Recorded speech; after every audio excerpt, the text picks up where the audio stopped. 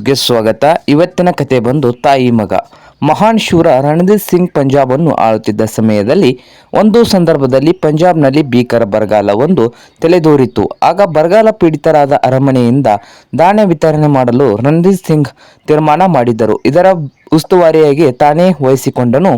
ಹಿಂತಿರುಗಿ ಒಂದು ದಿನ ನಿಗದಿತ ಜಾಗಕ್ಕೆ ಬಂದು ಒಬ್ಬ ಮುದುಕಿಯ ಒಂದು ಕುಕ್ಕಕ್ಕೆ ತುಂಬಿ ಗೋಧಿಯನ್ನು ಕೊಡಲಾಯಿತು. ಇದನ್ನು ಕೊಂಚ ದೂರ ತೆಗೆದುಕೊಂಡು ಹೋದ ಮುದುಕಿ ದಾರಿ ಮಧ್ಯದಲ್ಲಿ ಸುಸ್ತಾಗಿ ಕುಳಿತು ಬಿಟ್ಟಳು. ಆ ಸಂದರ್ಭದಲ್ಲಿ ಅಲ್ಲಿಗೆ ಬಂದ ವ್ಯಕ್ತಿ ಒಬ್ಬ ಸುಸ್ತಾಗಿ ಕುಳಿತಿದ್ದ ಮುದುಕಿಯನ್ನು ಮತ್ತು ಅವಳ ಪಕ್ಕದಲ್ಲಿದ್ದ ಕುಕ್ಕೆಯನ್ನು ನೋಡಿ ವಿಷಯ ಅರ್ಥ ಮಾಡಿಕೊಂಡು ನಂತರ ಮುದುಕಿಯನ್ನು ತೋರಿಸಿದ ದಾರಿಯಲ್ಲಿ ನಡೆದು ವ್ಯಕ್ತಿಯು ಮುದುಕಿಯ ಮನೆ ಒಳಗೆ ಬಂದು ಕುಕ್ಕೆಯನ್ನು ಇಳಿಸಿದ.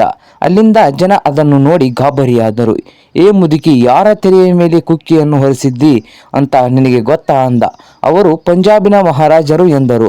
ಅದಕ್ಕೆ ಏನು ಹೇಳಬೇಕು ತಿಳಿಯದ ಮುದುಕಿ ಕಕ್ಕಾಬಿಕ್ಕಿಯಾಗಿ ಅವರನ್ನು ನೋಡುತ್ತಾ ರಣದೀಪ್ ಸಿಂಗ್ ಹೇಳಿದ, ಇಲ್ಲಿ ನಾನು ಮಹಾರಾಜನಾಗಿ ಬಂದಿಲ್ಲ, ಒಬ್ಬ ತಾಯಿಯ ಮಗನಾಗಿ ಕುಕ್ಕೆ ತಂದಿದ್ದೇನೆ.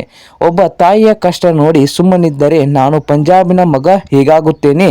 ಈ ಮಾತನ್ನು ಹೇಳಿ ಜನರಿಂದ ಮೆಚ್ಚುಗೆಯನ್ನು ಪಡೆದುಕೊಂಡನು.